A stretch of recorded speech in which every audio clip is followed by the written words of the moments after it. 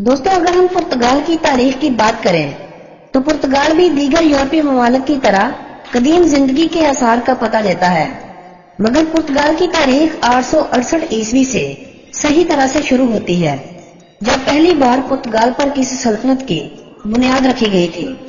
اس سے قبل یہ خطہ رومی سلطنت کا بھی حصہ ہوا کرتا تھا۔ 25 جولائی 1139 کو پرتگال میں بادشاہت کا نفوذ ہوا تھا اور 5 اکتوبر 1143 کو پرتگال ایک خود مختار ملک بنا تھا۔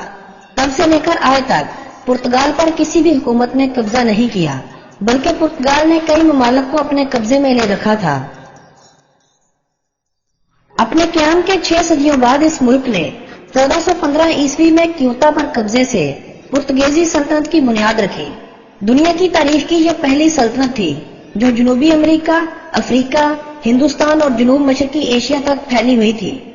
یہ جدید یورپی نو آبادیاتی سلطنتوں میں سب سے زیادہ دیر تک قائم رہنے والی سلطنت تھی۔ اس سلطنت کا عہد تقریباً 700 سالوں پر محیط ہے۔ 1580 عیسوی سے 1640 عیسوی کے درمیان پرتگال تاج ہسپانیہ کے ساتھ اتحاد میں بھی شامل تھا۔ پرتگیزی سلطنت کی زوالی کی بڑی وجوہات میں سے ایک وجہ پرتگیزی سلطنت کی آبادی کا کم ہونا تھا۔ کم آبادی ہونے کے باعث پرتگال اپنے تجارتی مقامات اور کارخانوں کے پھیلے ہوئے جال کا تحفظ کرنے میں ناکام رہے، اور اسی طرح یہ سلطنت طویل اور بتدریج زوال کا شکار ہوئی۔ 1822 عیسوی میں سب سے بڑی اور منافع بخش نو آبادی برازیل کا ہاتھوں سے نکل جانا سلطنت کے لیے ایک بڑے دھچکے سے کم نہ تھا، جس کی سلطنت کبھی تلافی نہ کر سکی۔ عام میں سے شاید بہت سے لوگ اس بات سے لا علم ہوں گے کہ پاکستان اور بھارت کے قیام کے وقت گوا، جو آج بھارت کی ایک ریاست ہے، تب پرتگیزی نو آبادی ہوا کرتی تھی۔ 1961 میں گوا میں موجود پرتگیزی دستے بھارتی فوجوں کا مقابلہ کرنے کے لیے ناکافی تھے، جو اس وقت گوا پر چڑھائی کر رہے تھے۔ دوسری جنگ عظیم کے بعد جب دیگر یورپی اپنی نو آبادیوں سے ہاتھ دھو رہے تھے تو پرتگال کے رہنما انطونیو سالازار نے پرتگیزی سلطنت کو بحال رکھنے کی بھرپور کوششیں کی اور افریقی نو آبادیوں میں آزادی کی جدوجہد کو ختم کرنے کے لیے ایک طویل اور خونی جنگ لڑی۔ یہ غیر مقبول جنگ 1971 میں ان کی حکومت کے خاتمے کا باعث بنی، جسے تاریخ پرتگال میں انقلاب گلنار کے نام سے یاد کیا جاتا ہے۔ نئی بننے والی حکومت نے اپنی حکمت عملی تبدیل کی اور مکاؤ کے علاوہ اپنی تمام نو آبادیوں کی آزادی کو تسلیم کر لیا۔ مکاؤ کو 1999 میں چین سے ایک معاہدے کے بعد اسے چین کے حوالے کر دیا گیا اور اسی طرح اس سلطنت کا 1999 میں خاتمہ ہوا۔ 1 جنوری 1986 کو پرتگال کو یورپی یونین کی رکنیت حاصل ہو گئی تھی۔ پرتگال کے بارے میں اگر اہم معلومات کی بات کی جائے تو اس ملک کا رقبہ 92,090 مربع کلومیٹر ہے اور یہ ملک اپنے رقبے کے اعتبار سے دنیا بھر میں 109ویں نمبر پر شمار کیا جاتا ہے۔ پرتگال کی آبادی آخری مرتبہ 31 دسمبر 2016 کو ریکارڈ کی گئی تھی، جس کے مطابق اس ملک کی کل آبادی 1,03,79,573 افراد پر مشتمل تھی اور یہ ملک اپنی آبادی کے لحاظ سے دنیا کا 86واں بڑا ملک تھا۔ پرتگال کا کالنگ کوڈ +351 اور ڈومین نیم .pt ہے۔ پرتگال یورپی یونین کے ان ممالک میں سے ایک ہے جہاں یورو کرنسی کا استعمال کیا جاتا ہے۔ ان کا ایک یورو پاکستان کے 142.62 روپوں کے برابر، جبکہ ایک یورو 80.14 انڈین روپوں کے برابر ہے۔ پرتگال کا دارالحکومت لزبن شہر پاکستان سے وقت کے لحاظ سے 4 گھنٹے پیچھے ہے، جبکہ پرتگال کا ازورس نامی شہر اور اس کے گرد و نواح کے علاقے پاکستان سے 5 گھنٹے پیچھے ہیں۔ ملک کے 2 ٹائم زون ہیں، اسی لیے پاکستان سے یہ وقت کے لحاظ سے 4 اور 5 گھنٹے پیچھے پایا جاتا ہے۔ 100 مربع کلومیٹر رقبے پر پھیلا ہوا لزبن نامی شہر پرتگال کا دارالحکومت ہونے کے علاوہ ملک کا سب سے بڑا شہر ہے، جو اپنے اندر تقریباً 30 لاکھ افراد یعنی پرتگال کی 27% آبادی کو سموئے ہوئے ہے۔ یہ شہر پرتگال کے علاوہ یورپی یونین کا 11واں سب سے زیادہ آبادی والا شہر ہے۔ پرتگال کے بارے میں اگر دلچسپ حقائق کی بات کی جائے تو یہ ملک یورپ کے سب سے قدیم ممالک میں سے ایک تھا۔ رومی سلطنت کے دور میں یہ رومی سلطنت کا حصہ ہوا کرتا تھا، مگر آپ کو شاید اس بات کا علم نہ ہو کہ پرتگال پر 1 صدی مسلمانوں کی حکومت بھی رہ چکی ہے۔ یہ حکومت پرتگال کے قیام سے پہلے 661 عیسوی سے 750 عیسوی تک تقریباً ایک صدی قائم رہی۔ البتہ پرتگال کے علاوہ مسلمانوں کی اس سلطنت کا وجود 14ویں صدی تک قائم رہا۔ اس سلطنت کو سلطنت امویہ کہا جاتا ہے۔ بنو ہاشم کی طرح بنو امویہ بھی قریش کا ایک ممتاز اور دولت مند قبیلہ سمجھا جاتا تھا۔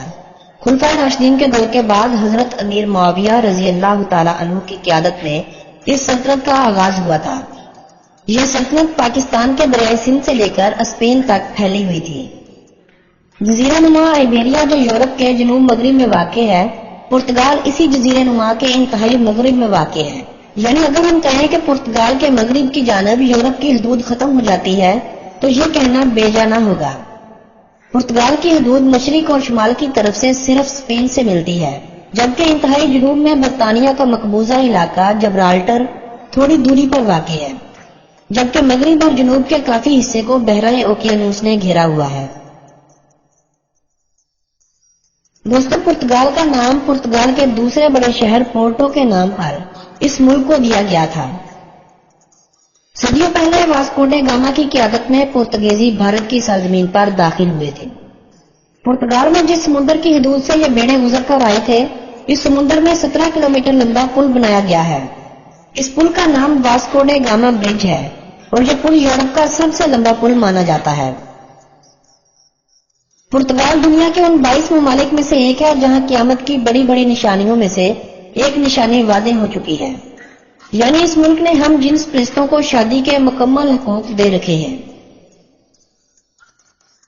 پرتگیزی پرتگال کی سرکاری اور قومی زبان ہے، جبکہ اس زبان کا استعمال پرتگال کے علاوہ برازیل، موزمبیق، انگولا، گنی بساؤ، مشرقی تیمور، ساؤ ٹومے پرنسپے، کیپ ورڈی اور استوانی گنی میں ہوتا ہے۔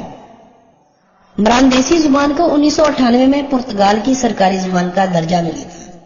البتہ یہ زبان پرتگال کے کچھ حصوں میں ہی بولی جاتی ہے اور انہی علاقوں پر اس زبان کو سرکاری زبان کا درجہ بھی حاصل ہے، جبکہ دیگر زیادہ استعمال ہونے والی زبانوں میں انگریزی، فرانسیسی اور ہسپانوی شامل ہے۔ دوستو، پرتگیزی زبان بولنے والوں کی تعداد دنیا میں 2 کروڑ 40 لاکھ افراد کے قریب ہے اور یہ دنیا کی 6ٹھی سب سے زیادہ استعمال ہونے والی زبان ہے۔ پرتگیزی لوگ پرتگال کے علاوہ سب سے زیادہ فرانس میں رہنا پسند کرتے ہیں۔ پرتگال میں کل 15 یونیسکو ورلڈ ہیریٹیج سائٹس موجود ہیں۔ سینکڑوں کی تعداد میں ساحلوں پر تفریحی مقامات ہیں جہاں آنے والے سیاح اپنے دل کو خوب لبھا لیتے ہیں۔ ہر سال کروڑوں کی تعداد میں سیاح اس ملک کا سفر کر رہے ہیں۔ 2016 کی ایک رپورٹ کے مطابق پرتگال میں آنے والے سیاحوں کی تعداد 2 کروڑ 19 لاکھ افراد تھی۔ دوستو، انسانوں کی طرف سے تیار کردہ انڈر گراؤنڈ پارک پرتگال میں ہی موجود ہے۔ اس پارک کو دنیا کا سب سے بڑا انڈر گراؤنڈ پارک ہونے کا بھی اعزاز حاصل ہے۔ دنیا کی سب سے جدید ATM مشینیں بھی پرتگال میں ہی لگائی گئی ہیں۔ ان ATM مشینوں کے ذریعے آپ پیسوں کے ٹرانسفر کے علاوہ ڈونیشن، موبائل بیلنس اور تقریبات کی ٹکٹیں بھی بک کروا سکتے ہیں۔ ان سب کے علاوہ 60 مزید اسی طرح کے چھوٹے موٹے کام لیے جا سکتے ہیں جن میں بلز کی ادائیگی، ٹرین کے ٹکٹ خریدنا وغیرہ شامل ہے۔ پوری دنیا کا 50% کورک ہر سال پرتگال پیدا کرتا ہے۔ یہ ایک خاص قسم کے درخت کا چھلکا ہوتا ہے جسے اتار کر اس سے شراب کی بوتلوں کے ڈھکن تیار کیے جاتے ہیں۔ دوستو، پرتگال کنٹری آف ٹائلز کے نام سے بھی پوری دنیا میں مشہور ہے، کیونکہ پرتگالیوں نے اپنے گھروں کی دیواروں اور فرشوں کو نہایت ہی خوبصورت ٹائلوں سے سجا رکھا ہوتا ہے۔ اگر آپ پرتگال کے پہلے ادوار سے آج تک کے پرتگال کو دیکھنا چاہتے ہیں تو لسبن میں موجود نیشنل ٹائل میوزیم وزٹ کر سکتے ہیں۔ شراب کی ایک قسم جسے پرتگال میں پورٹ کہا جاتا ہے، یہ مشروب پرتگال کا سب سے زیادہ پیا جانے والا مشروب ہے اور اسی کو پرتگال کا نیشنل ڈرنک بھی کہا جاتا ہے۔ پرتگال میں مردوں کی اوسطن عمر 78 سال جبکہ عورتوں کی عمر 84 سال ہے۔ اسی مناسبت سے پورے ملک میں مردوں اور عورتوں کی اوسطن عمر 81 سال بنتی ہے۔ دنیا کا سب سے بڑا آملیٹ بنانے کا اعزاز تو ترکی کے پاس ہے، مگر اس کو بنانے والا ایک پرتگیزی تھا جس نے 2010 میں 150 ساتھیوں کی مدد سے 6.466 ٹن کا آملیٹ تیار کیا تھا۔ ان کا یہ ریکارڈ آج بھی Guinness book of world record میں موجود ہے۔ 1755 में पुर्तगाल में एक तबाहकुन जलजिला आया था। इस जलजिले ने पुर्तगाल को हिलाकर रख दिया था। इस जलजिले ने जहां लाखों की तादाद में लोगों को बेघर किया, वहीं इस जलजिले से मरने वाले पुर्तगेजियों की तादाद 2,75,000 अफराद हो गई थी। दोस्तों, पुर्तगाल में औरतें औसतन 29 साल की उम्र में पहले बच्चे को जन्म देती हैं। शरह पैदाइश के हवाले से पुर्तगाल यूरोपीय यूनियन में सबसे पीछे रह जाने वाले ममालिक में से एक है। पुर्तगाल में तालीम की शरह 95.7% है। पुर्तगाल की आबादी की अगर मज़ाहब की बात की जाए तो 81% लोग मसीहियत के फिरके कैथोलिक से ताल्लुक रखते हैं। 3.3% दीगर मसीही आबादी, 0.6% दीगर मज़ाहब के मानने वाले, 6.8% ऐसे हैं जिनका कोई भी मजहब नहीं और 8.3% ऐसे हैं जिनका अभी तक मजहब वाज़े नहीं किया गया है। पुर्तगाल में मुसलमानों की तादाद 50,000 से भी ज्यादा है, मगर मुसलमानों की अक्सरियत को वाज़े नहीं किया जाता। पुर्तगाल की आबादी में 97% पुर्तगेजी लोग हैं, जबकि 3% दीगर ममालिक से पुर्तगाल में आकर बस जाने वाले लोग हैं, जो पुर्तगाल के शहरी कहलाते हैं। फुटबॉल पुर्तगाल की सबसे मकबूल खेल है। फुटबॉल की दुनिया का अजीम तरीन खिलाड़ी क्रिस्टियानो रोनाल्डो 5 फरवरी 1985 को पुर्तगाल में ही पैदा हुआ था। रोनाल्डो ने 2004 तक पुर्तगाल की कौमी टीम में अपने फराइज सर अंजाम दिए, जिसके बाद यह खिलाड़ी स्पेन मुंतकिल हो गया था। फुटबॉल के अलावा basketball, cycling, martial art, motor sports, rugby union, tennis, water sports और ओलंपिक्स की दीगर खेलें पुर्तगाल में बहुत मकबूल है। पाकिस्तानी हुकूमत की तरफ से पुर्तगाल में मुकीम पाकिस्तानियों की तादाद को अभी तक वाज़े नहीं किया गया है, मगर एक रिपोर्ट के मुताबिक पुर्तगाल में मुकीम पाकिस्तानियों की तादाद 2500 अफराद के करीब है। पुर्तगाल में औसतन पे 860 यूरो से लेकर 1000 यूरो के दरमियान है, जो पाकिस्तानी रुपयों में 1,22,000 रुपयों से लेकर 1,42,000 तक बनती है। अलबत्ता इससे कम और ज्यादा पे पर भी लोग काम कर रहे हैं, मगर मैंने ये औसतन पे बताई है। पुर्तगाल का 39.7% रकबा काश्त के काबिल है और पुर्तगाल के सिर्फ 0.5% रकबे पर पानी है।